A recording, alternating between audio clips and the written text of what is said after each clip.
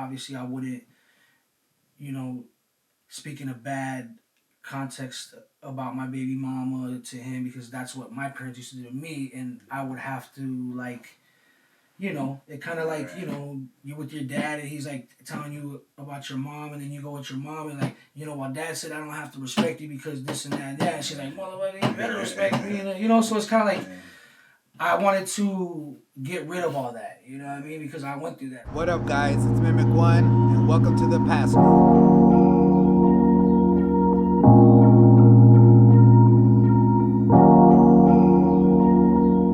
What up? Welcome to the Past Group, Parents Against Separation Stress.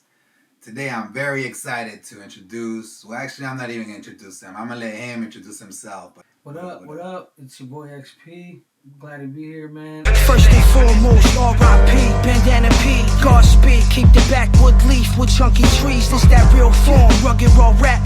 Feel your blood warm, dripping down your face, circle your body like condors. First off, let me thank you, bro, for showing up, bro. Sure. Not showing up, actually, and you were going to show me, you told me you were. Yeah. But just sure.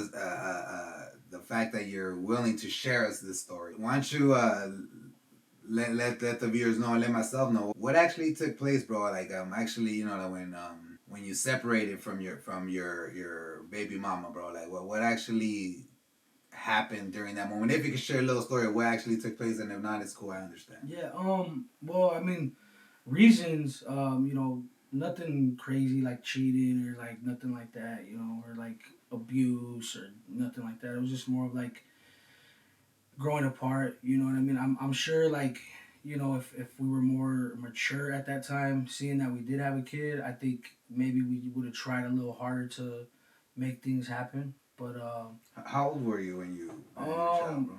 well, how old were you guys when we split up, you mean, or when you had your child? well, we were together for like, I want to say 6 years, 3 without my son and 3 with my son, and we were young. Like I think I was like 20. I want to say like not even 20. I think it was like in my teens. But throughout that time, we were young.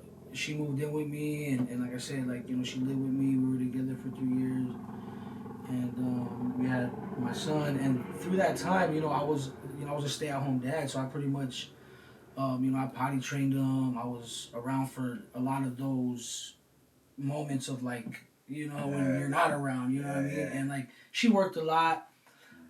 She went to school too, so I felt like I was at home a lot, so, and, she wanted to do things, I wanted to do things, and I feel like that mentality of just, when you're young like that, you kind of just, there is a bit of immaturity and selfishness, and, what you tend to learn when you get older is like certain situations like that you could have stepped back and maybe reevaluated things and came together for the sake of the kid. Obviously not on some shit where it's like, we're together and we're gonna make it work for the kid even though we're miserable, but it was just a thing of like maybe, a second attempt at trying to make things happen. Because like I said, it didn't end in anything crazy like that, like abuse or nothing.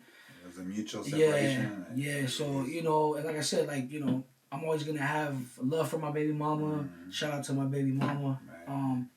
And, you know what I'm saying? And we're always going to know that when it comes to our son, that's always going to be the priority over how we feel over the situation, because there's been plenty of times when I was a kid growing up and me also being a product of this, a broken home or whatever you guys want to call it. I would try, my best to, make things right this way, that way, knowing that I went through that, you know what I mean? Like, obviously I wouldn't, speak in a bad context about my baby mama to him because that's what my parents used to do to me, and I would have to like, it kind of like, you with your dad and he's like telling you about your mom, and then you go with your mom and like, while dad said I don't have to respect you because this and that and that, and she's like, motherfucker, you better respect me, so it's kind of like I wanted to get rid of all that, you know what I mean? Because I went through that. So all I did was just, I said, you know what? I told myself, I was like, he's gonna get of an age where he's gonna want answers, but it's not gonna be up to me to give him those answers because I did all I could. I was around. Right. So when he's asking, hey, how come this? How come that? Like, what happened? Where here happened to this? How? I was like, hey, son, that's not up to me to answer. Just know that I was here for you. I cared for you.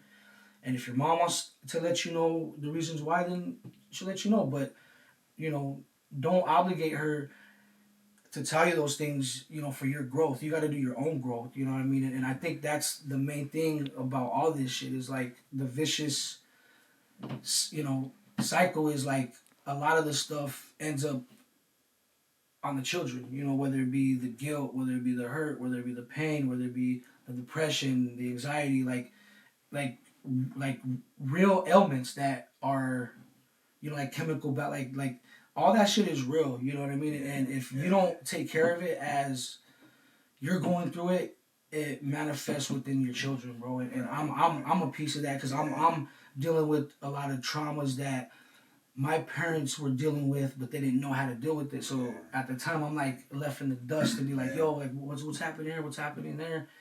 And then drug abuse and a lot of stuff that I can't really, you know, I can't say that it's an excuse, but you know, when you're on drugs, you make shitty fucking, you know, when you're on alcohol, drugs, you make some, especially when you're a parent, you know what I mean? And I mean, you're trying to do the right thing, obviously, but when you're on drugs, that judgment is completely out the window. You know, I don't give a fuck how good of a parent you are when you're on drugs that are hardcore drugs and you're living that life and you know, all that shit is a manifestation of a lot of the shit that our parents, you know, they may not have, you know, kind of dealt with. So we only know what we see, so we're gonna deal with it the same way. Right. And I mean, they might not have the right resources to steer them in this direction, and or like you said, be in that mentality where they will actually look out for those resources. They probably don't even want to go there, and so you guys were okay. So just thinking back, you guys were together, separated, right? You know, separated for after 3 years of being with, and then you're a product of that environment. So you did your best to try to change it for your son. And being like you say, you're the stay-at-home parent, and you saw those that moments. Time for separation, bro. I mean, mutual. It didn't work out. It just doesn't work out sometimes. Did you plan this and then separate, or was it an abrupt separation and then start planning on like, hey, you know what? Well, what are we gonna do? Well, I mean, it happened where like, you know, we just been having a lot of issues, you know, arguments, I'm not happy, I'm not happy. And it kind of just, we had, you know, that talk. I moved out, and she was living in the spot with my son for, I think, about 4 months after I left. I want to move with my mom, and all I had was my car, which was... That's important. That's what I wanted to ask you. What did you prepare to like, exit, bro? I mean, honestly, I left everything, bro. All I took was my car, my clothes, and my PlayStation. That's it. Like, I left them with everything. I'm like, you know, I mean, I didn't have much, but at the same time, like, what am I gonna do? Like, take everything from and you had somewhere to go, like a place to exit. I went to my mom's, bro. I went to my mom's, bro. Like, you know, and she lived in Bakersfield, which is like, you know, a few hours away, like maybe 2 hours away from where I was at. So it kind of completely created a distance. You know what I mean? And seeing as she lived in, you know, my dad's house at the time, it was just kind of like. When I used to come back, you know, we used to do the family thing, and you know, we tried a couple things, but it I guess the time and you know what had already manifested and just the growth within that little bit of maybe I want to say 2 months, like, you know, we tried it and it wasn't happening again. And like I said, it didn't end like F. It was just kind of like, all right, well, hey, do your thing. I'll do my thing, you know. Right. So, and that's pretty much what it was, man. And luckily, man, you know, throughout those years, you know, even as a kid and throughout all that stuff, like, I've always had, you know, an outlet. You know, it's like, you know, which is the music. So that's the thing that I guess ultimately held me down because financially I didn't have any money. I was just about to go back to adult school and taking the bus to adult school, like Yeah, it'll be even at 20 something years harder. old. Yeah, Yeah, yeah. That time and you dude, kind of but I like was skip that. I got and, this to worry yeah, about. and I was like totally with it though. I was like totally like fuck it. Like if I gotta do this to provide for my son, then I have to do it from point blank, bro. From point A. Did you have anybody to turn to that was going through a similar situation? I know you're a product of that environment, but somebody that at the current moment when you have separated and you going through this struggle, have somebody that actually. Well, I would say at that time, a lot of my homies like I suppose and like it would I guess were like single at that time, so it kind of made that shit like, hey homie, like don't even worry about it, come on with us. So we would go out, not on some shit like we go out and see all kinds of. It was more like Keep your mind busy. keep my mind on more positive things than just chilling at the pad, worrying about who she's with, worrying about if she's gonna bring a new food. Right. He was like, dude, there were like a lot of the homies held me down in that aspect, which I never spoke about. But in that time, I was really down, bro. I was like, and I even see like the pictures like around that time, they come around like on my timeline, and like I check them out, and like I can see like the sadness in my eyes, bro, and like, and it's just like, but when I look at that, I'm like, man, like, there's tremendous growth from that flick to where I'm at now, and not even on anything that has to do with anything like on a financial. It's just all spiritual, loving myself, and like knowing that when I went through all that stuff,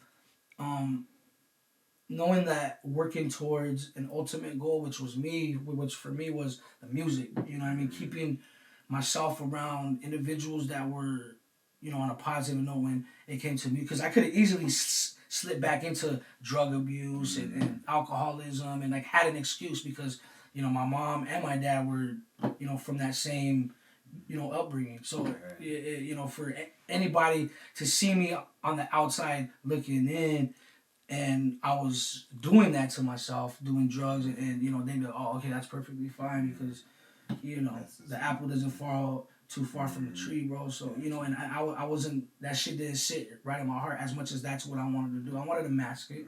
I wanted to, and the easy way out. hey, man, like, I cried. I did a lot of not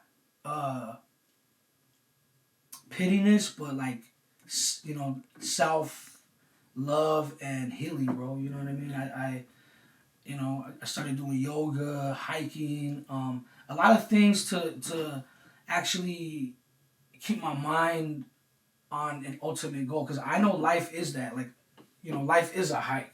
Life is hot ass yoga in a room that's 100 degrees and you have an hour in there. So that's life. Like, you got to get through all that. So at the end, you come out like, damn, like, I thought that shit was gonna kill me, but it made me fucking stronger. Like I'm more in tune. I'm more, when it comes to my son, actually, like I'm more in tune. I'm more, emotionally available. I cater to his emotions now because when I grew up, like my dad was always like, hey, if I hurt myself or if I felt sad or like, anything, like it was like, hey man, like I don't have any time for you. That little whimpering, crying shit. Like, I can't hug you or do none of that shit for you, bro. You got to figure that shit out. So there'll be times where, I'll be crying, like, where's my mom? And then, like, I didn't get answers until I was older in life, and I couldn't do that to my son. As much as I wanted to refrain from letting him know what I had to really lay it down to where a kid could understand. Obviously, I didn't say, hey, son, your mom's doing this and doing that and the other thing. But it was more of a thing of like, yo, man, I'm just going to do the best I can and be the best I can so I can be okay for him. You know what I mean?